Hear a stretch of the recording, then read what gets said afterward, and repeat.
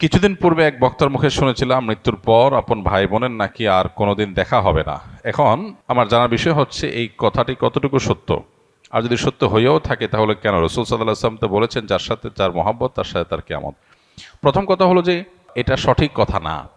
যদি কোনো বক্তা বলেও থাকেন যে মানুষ মারা যাওয়ার পরে তার ভাই বোনের সাথে দেখা আর কোনোদিন হবে না, এটা সঠিক কথা না।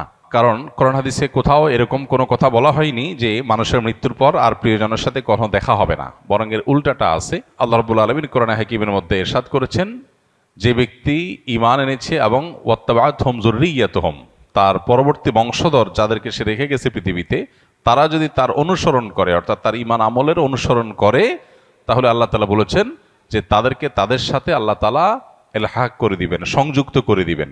অতএব এই আয়াত বরং পরিষ্কার বলছে যে কোনো মানুষের মৃত্যুর পর তার আত্মীয় স্বজন বা যাদেরকে তিনি রেখে মৃত্যুবরণ করলেন, সে মানুষগুলো প্রিয়জনরা যদি তার আদর্শ অনুসরণ করে, অর্থাৎ ঈমান আমলের চর্চার মধ্যে থাকে, তাহলে তাদের সাথে কিয়ামতে বা আখিরাতে আল্লাহ রাব্বুল আলামিন তাদের সাথে সাক্ষাৎ এবং একসাথে থাকার সুযোগ আল্লাহ তাআলা দান করবেন। এটা এখান থেকে পরিষ্কারভাবে বোঝা যায়।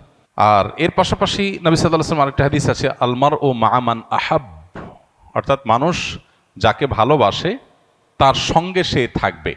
সেটার একটা অর্থ হতে পারে যে একজন মানুষ যখন জাহান্নামী কোনো মানুষকে ভালোবাসবে, আপনি কার ফ্যান, কার ফলোয়ার, কাকে ভালোবাসেন, কাকে অনুসরণ করেন, এটার উপর নির্ভর করে আপনার গন্তব্য।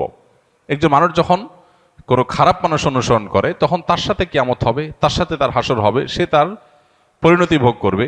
আর কেউ যখন কোনো জান্নাতি মানুষকে ভালোবাসে, জান্নাতি মানুষ অনুসরণ করে, তখন সে তার সাথে জান্নাতে থাকার সুযোগ লাভ করবে। এখান থেকে পরিষ্কারভাবে বোঝা যায় যে কোনো বক্তা যদি এরকম কথা বলেও থাকেন তাহলে এটা সঠিক না। তবে হ্যাঁ, কিয়ামতের পর একজন মানুষ তার প্রিয়জনের সাথে তার সাক্ষাতের সুযোগ হবে না, বা গন্তব্য পৃথক হবে, যখন একজন জান্নাতি হবে আরেকজন জাহান্নামী হবে। এখন প্রশ্ন হলো যে আমার ভাই, আমার মা, আমার বাবা, আমার সন্তান কেউ যদি বেঈমান হয় আর সে যদি জাহান্নামী হয়, আর আমি যদি জান্নাতি হই, তো জান্নাতে আমার সুখ হবে না, আমার তো মনে কষ্ট থাকবে যে আমার প্রিয়জন জাহান্নামে। তো জান্নাতে তো কারোর কোনো কষ্ট থাকার কথা না। জান্নাত আজা কে আজারে নাবাসদ, কাছে রাবা কাছে কারে নাবাসদ। ফার্সিতে একটা কবিতা আছে, জান্নাত সেই জায়গা যেখানে কোনো কষ্ট থাকবে না। তো আমার প্রিয়জন যদি জাহান্নামে যায়, আমি যত জান্নাতে যাই, আমি তো সুখ পাবো না।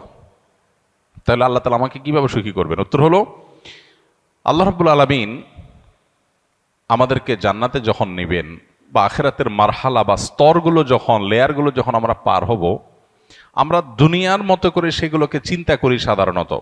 এখানে যেরকম আমরা একে অন্যকে ফিল করি, মিস করি, আল্লাহ তাআলা সেখানকার পরিবেশ পরিস্থিতি, আমাদের মানসিক